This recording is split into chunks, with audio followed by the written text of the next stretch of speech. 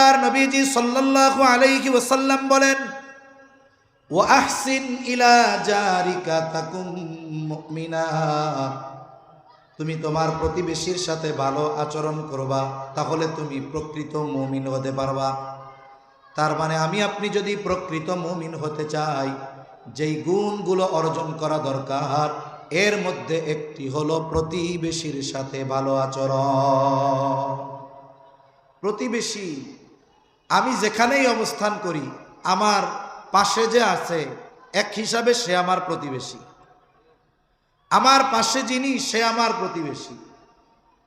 আমি অফিসে আছি, আমার পাশে যেই সহকর্মী, ওই সময় সে আমার প্রতিবেশী।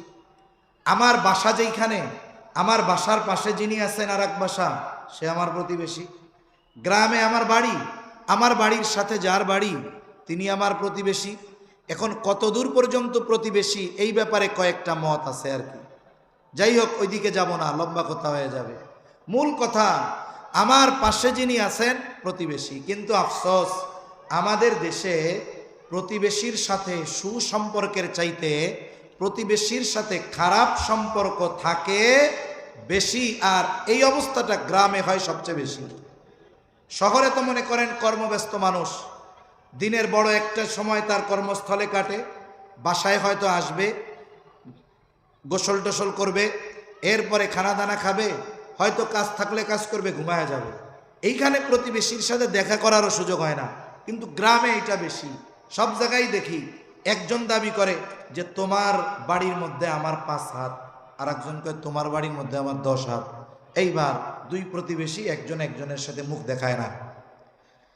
সেই প্রতিবেশী গ্রামের হোক, শহরের হোক, কর্মস্থলের হোক, সর্বহালতে এই প্রতিবেশীর সাথে আমি ভালো আচরণ করব। শুধু তাই না, বুজুর্গানে দিন বলেন, সফরে চলতেছি, সফরে, এখন আমার পাশের সিটে আর একজন বসছে। আরে কেমন যেন ওই সফর চলাকালীন সময় সেও আমার প্রতিবেশী। আমি এমন কোনো কাজ করব না যাতে আমার পাশে বসে থাকা লোকটার কষ্ট হয়। প্রতিবেশীর সাথে ভালো আচরণের ব্যাপারে নবীজি কতটা গুরুত্ব দিয়েছেন। নবীজি সাল্লাল্লাহু আলাইহি ওয়াসাল্লাম বলেন, আউসিনি জিবরিলু বিল জার হাত্তা যানানতু আন্নাহু সাইওয়ারিসাহু। নবীজি সাল্লাল্লাহু আলাইহি ওয়াসাল্লাম বলেন, জিবরাইল আমাকে প্রতিবেশীর হকের ব্যাপারে এত গুরুত্ব দিচ্ছিল, আমি মনে করেছিলাম হয়তো প্রতিবেশীকে ওয়ারিশ বানায়া দেওয়া হবে। প্রতিবেশী সে যদি অমুসলিম হয়, তারও আমার উপরে হক আছে। মানুষ হিসাবে মানুষের সাথে মানুষের কিছু হক আছে। একজন মানুষ হতে পারে অমুসলিম, কিন্তু মানুষ হিসাবে তার কিছু হক আমার কাছে আছে। ওই মানুষটা যদি মুসলিম হয়, মুমিন হয়, তাহলে তার হক আমার কাছে আরো বেড়ে যায়। মানুষটা যদি প্রতিবেশী হয়, তাহলে হক তো থাকেই, অমুসলিম হলেও হক। আবার যদি মুসলমান হয়, তাহলে ওই প্রতিবেশীর হক আরো বেড়ে যায়। কারণ প্রতিবেশী হিসাবে এক হক, মুসলিম হিসাবে এক হক, সাধারণ মানুষ হিসাবে আর এক হক। নবীজি সাল্লাল্লাহু আলাইহি ওয়াসাল্লাম প্রতিবেশীর সাথে হৃদ্রতার সম্পর্ক রাখতে বলেছেন, উৎসাহ দিয়েছেন। নবীজি সাল্লাল্লাহু আলাইহি ওয়াসাল্লাম এক হাদিসের মধ্যে বলেন, তোমরা তোমাদের তরকারির মধ্যে ঝোল বাড়ায় দিবা। ঝোল কেন? নবীজি বলেন, যাতে করে তোমরা তোমার প্রতিবেশীর খোঁজ খবর নিতে পারো। এক সময় মানুষের মধ্যে এটা ছিল, কারো বাড়িতে যদি একটু ভালো রান্না করতো, তাহলে প্রতিবেশীর সাথে এটা শেয়ার করতো। এখন চিন্তা করে, ওই যে সুপি সুপি খাও, দরজা লাগাইয়া খাও, ঘেরানা যেন না বাইরে হয়, থাই গ্লাসটা লাগাইয়া দাও। এই অবস্থা হয়েছে আমাদের। অথচ দেখুন, আমার প্রতিবেশী যদি কেউ অভাবী, অভুক্ত, দরিদ্র থাকে, আর আল্লাহ যদি আমারে মোটামুটি স্বাবলম্বী বানায়, সামর্থ্যবান বানায়, আমি অনেক ইবাদত করি, আমল করি, কিন্তু আমার প্রতিবেশী পাশে অভুক্ত, ক্ষুধার্ত, আমি জানি, আমি যদি এই প্রতিবেশীর দিকে একটু খোঁজ না নেই, খবর না নেই, তাহলে কিয়ামতে আমার খবর আছে।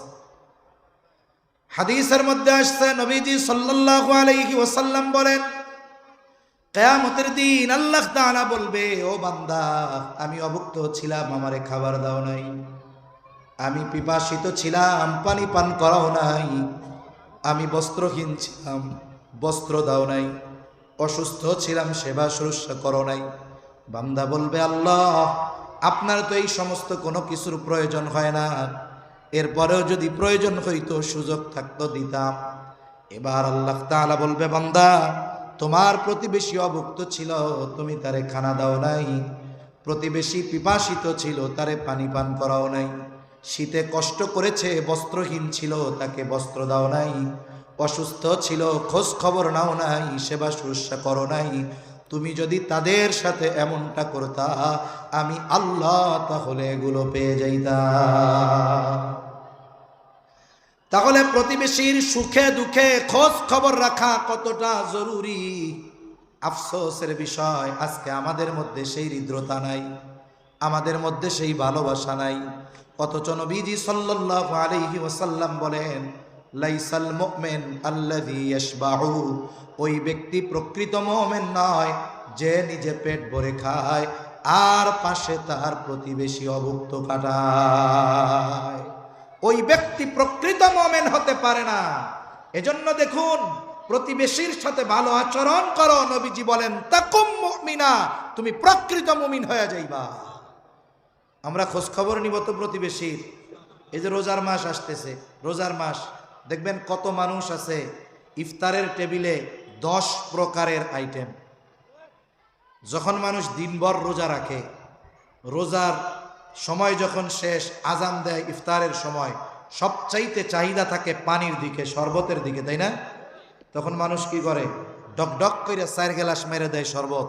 বলে 10 আইটেম যে আছে, পানি খাওয়ার পর 10 আইটেম থেকে একটাও ও আর খাইতে পারবে না, কারণ পানি দিয়ে পেট ভরে ফেলছে।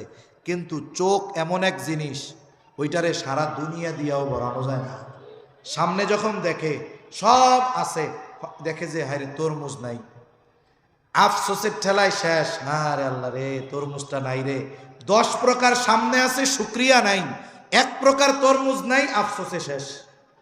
উনি এত আইটেম সামনে নিয়ে অপেক্ষা করতেছে, রোজা রাখবে, ইফতার করবে, অথচ ওনার পাশে প্রতিবেশী ওই সেহরির সময় রান্না করা গরম ভাতে পানি দিয়ে রাখছিল, ওইটাতে পানি দিয়ে রাখছে, তরকারি নাই, কিচ্ছু নাই, একটা মরিচ পুড়ায় বৈশা আছে, পেঁয়াজ নিয়ে, লবণ নিয়ে আজান দিবে আর উনি ইফতার করবে। আর এই জায়গায় ওনার 10 প্রকারের আইটেম, এতে ওনার চোখ ভরতেছে না। এইরকম রোজাদার ইফতার করনেওয়ালা মানুষ সমাজে আছে না নাই? খবরদার, এমনি সময় তো খেয়াল রাখবো, রোজার সময় এই বিষয়টা আরো একটু বেশি করব। ভাই আমার যদি সম্ভব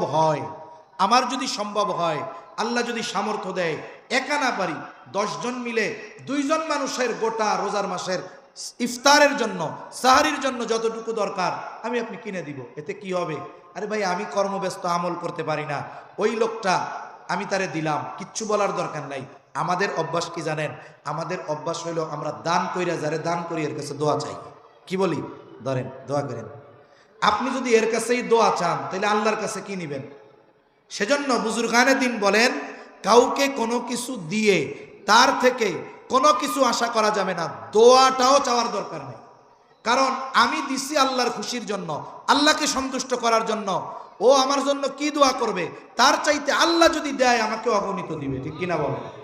এই জন্য আমরা চেষ্টা করব। আমি একজন একা একটা পরিবারের 2-3 জন মানুষের খরচ দিতে পারবো না, সামর্থ্য নাই।